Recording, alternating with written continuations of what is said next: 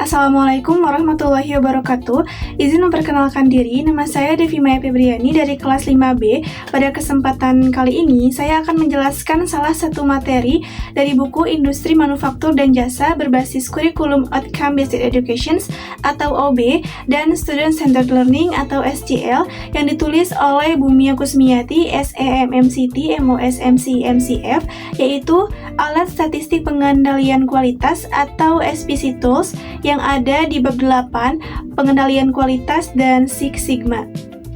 Nah, untuk pokok pembahasan yang akan dibahas, itu ada 6. Yang pertama ada pengertian dan konsep dasar SPC, yang kedua ada SPC di era digital dan industri 4.0, yang ketiga ada AI driven SPC dan quality 4.0, yang keempat ada aplikasi SPC di berbagai sektor, dan yang kelima ada smart SPC dan green SPC, lalu yang keenam ada peran SPC sebagai alat pembelajaran organisasi.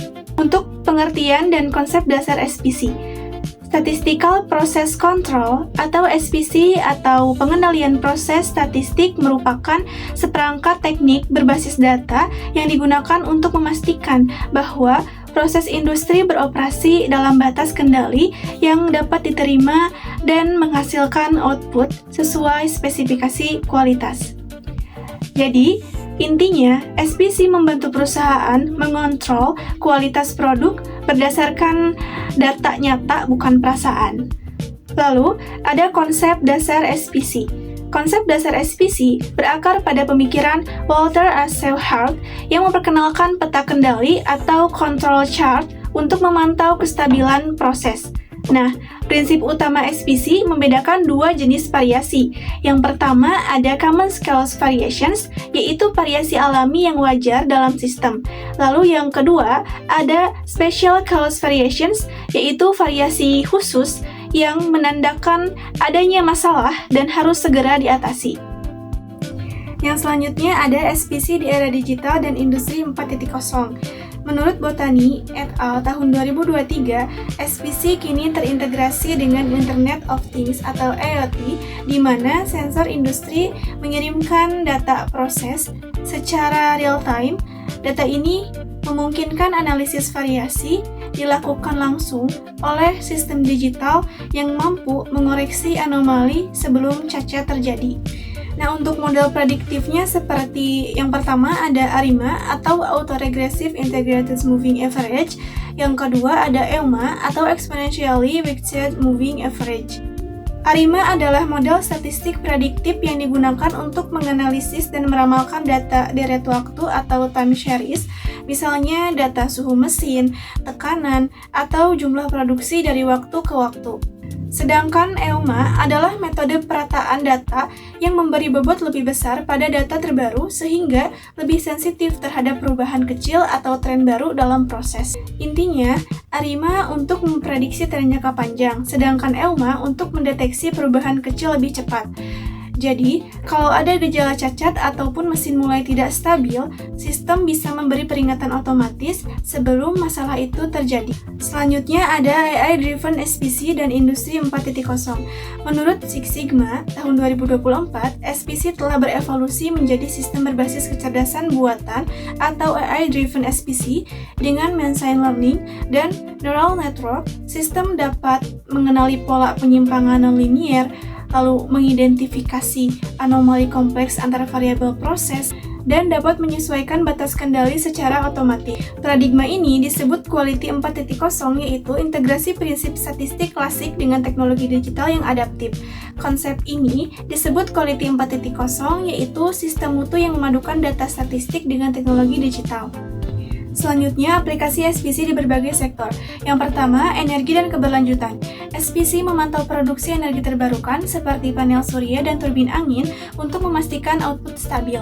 Alat seperti run chart dan histogram digunakan untuk menganalisis variasi. Yang kedua, ada logistik dan rantai pasok. Digunakan untuk memantau waktu pengiriman, volume barang, dan kualitas layanan.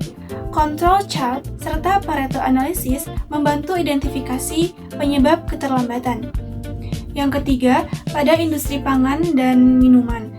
SPC membantu menjaga suhu, tekanan, dan kadar bahan kimia agar sesuai standar keamanan.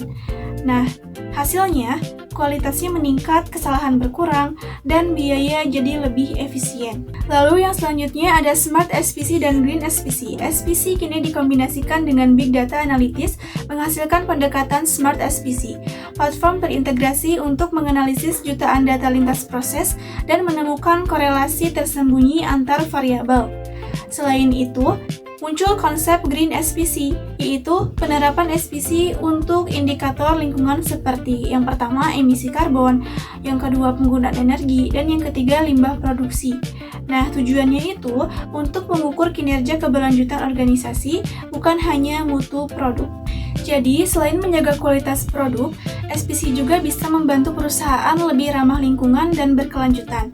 Lalu, yang terakhir ada peran SPC sebagai alat pembelajaran organisasi. SPC juga berfungsi sebagai alat pembelajaran organisasi atau Organizational Learning Tool. Dengan menganalisis variasi data, organisasi bisa mengenali pola kesalahan dan melakukan continuous improvement. Melalui analisis statistik terhadap variasi, organisasi dapat mengidentifikasi pola kesalahan, memahami perilaku sistem, dan mengembangkan solusi berbasis pengetahuan. Proses ini menciptakan feedback loop yang mendorong inovasi dan adaptasi berkelanjutan. SPC bukan cuma alat untuk mengontrol kualitas, tapi juga alat belajar bagi organisasi. Dari data yang dikumpulkan, perusahaan bisa tahu di mana sering terjadi kesalahan dan bagaimana cara memperbaikinya.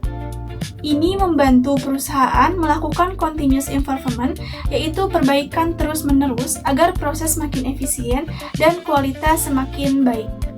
Jadi, untuk kesimpulannya, SPC membantu organisasi memahami proses dan mencegah kesalahan sejak dini.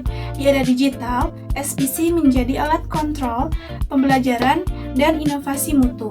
Keberhasilan SPC bergantung pada sinergi antara manusia, teknologi, dan budaya mutu. Sekian yang bisa saya sampaikan. Mohon maaf bila ada kesalahan kata. Semoga apa yang telah disampaikan dapat bermanfaat untuk teman-teman semuanya. Wassalamualaikum warahmatullahi wabarakatuh.